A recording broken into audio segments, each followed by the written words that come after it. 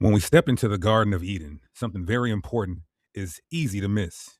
Before sin, before death, before sacrifice, Adam and Eve were vegan.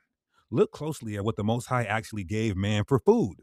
In Genesis 1 and 29, God says, "Behold, I have given you every herb bearing seed, and every tree, in which is the fruit of a tree yielding seed. To you it shall be for food. No animals, no blood, no death." Man's original diet was plant based because the earth was still in its perfect state. There was no killing, no suffering, no corruption in creation. But then Genesis 3 happens. The command was simple: do not eat from the tree in the midst of the garden. They disobeyed, and something massive changed in the earth that most people never connect. After the sin, we read Genesis chapter 3, verse 21.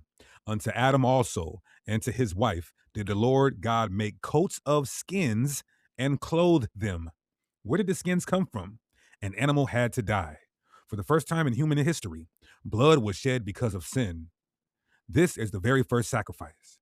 This is the first death. This is the moment humanity is introduced to the reality of killing for survival. The coats of skin were not just clothing, they were a sign that sin now required death. And man was now living in a falling world where life would be sustained differently than before. This is where eating animals enters the picture, not as part of the perfect creation, but as a result of the curse. Later, after the flood in Genesis 9, God formally permits mankind to eat all animals. Why?